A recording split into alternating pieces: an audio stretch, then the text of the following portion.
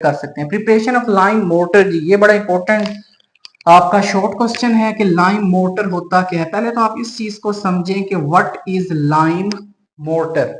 Lime motor हमारी book में लिखा है, ऑर्डिनरी मोटर को ही हम क्या कह देते हैं जी, लाइम मोटर का जो है वो टर्म यूज की जाती है, लेकिन रियल में ऑर्डिनरी मोटर और लाइम मोटर में डिफरेंस है, वो भी आपको बताता हूँ। अच्छा, ये लाइम मोटर हमने तैयार कैसे करना है, इसके लिए फ्रेशली प्रिपेयर्ड स्लेक्ट लाइम आप लेंगे, एक हिस्सा इसका लेंगे 1 वॉल्यूम, इसको मिक्स करेंगे सैंड के साथ जो कि 3 से 4 वॉल्यूम्स होंगी, और एंड में आप वाटर ऐड कर देंगे।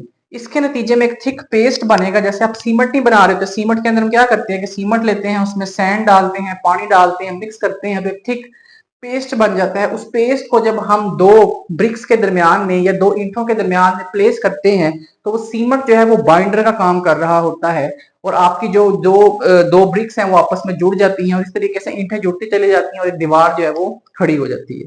तो इस तरीके से थिक पेस्ट बन जाता है। फिर हो जाता है बाइंड्स और होल्ड्स द ब्रिक्स टुगेदर। ये जब थिक पेस्ट या गाढ़ा पेस्ट बना है, ये आपकी जो ब्रिक्स हैं उनको आपस में जोड़ के रखता है। अब जो ऑर्डिनरी मोटर है इसके अंदर जो है ना वो सीमेंट यूज हो रहा होता है एज अ बाइंडिंग एजेंट, लेकिन जो आपका लाइम मोटर है ये उससे थोड़ा सा मुख्तलिफ है। इसके अंदर क्या यूज हो रहा होता है, आपके पास फ्रेशली प्रिपेयर्ड स्लेक्ड लाइम। अब ये स्लेक्ड लाइम जो है ये क्या चीज होती है, इसको भी थोड़ा सा अंडरस्टैंड करते हैं। ये देखें जी, आपका CaO कैल्शियम ऑक्साइड जिसे आप क्विक लाइम कहते हैं, इसका पानी से रिएक्शन करवाते हैं तो इसके नतीजे में इसका हाइड्रोक्साइड बन जाता है CaOH2 ट्वाइस। इसी को हम क्या नाम दे देते हैं जी, स्लेक्ड लाइम का नाम दे देते हैं। ये जो वर्ड स्लेक्ड है ना, इसका मतलब होता है, अब ये देखें जो क्विक लाइम है ये ज्यादा रिएक्टिव होता है, जो स्लेक्ड लाइम होता है ये थोड़ा सा कम रिएक्टिव होता है और ज्यादा स्टेबल होता है। तो स्लेक्ड का मतलब होता है किसी भी कंपाउंड की जब अपने आप को रिएक्शन करने से रोके, रिजर्व करे, रिएक्टिविटी को कम करे, तो वहां पर स्लेक्ड की टर्म यूज की जाती होती है। ये स्लेक लाइम बन गया। उसके बाद स्लेक लाइम का हमने सैंड से रिएक्शन करवाया, स्लेक लाइम हमने लिया 1 वॉल्यूम, सैंड ली 3 वॉल्यूम, उसके नतीजे में बन गया जी कैल्शियम सिलिकेट और साथ में बन गया H2O।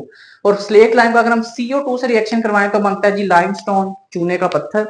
अब यहाँ पर जो है आपके पास ये कैल्शियम कार्बोनेट, ये लाइमस्टोन, ये जो है बाइंडर का काम कर रहा होता है। कहां पर, इस लाइम मोटर के अंदर। ऑर्डिनरी मोटर के अंदर आपके पास जो है वो यूज होता है, सीमेंट जो है वो बाइंडर का काम कर रहा होता है, लेकिन यहाँ पर जो है वो आपके पास जो CaCO3 या लाइमस्टोन, चूने का पत्थर जो है ये काम कर रहा होता है एज अ बाइंडर।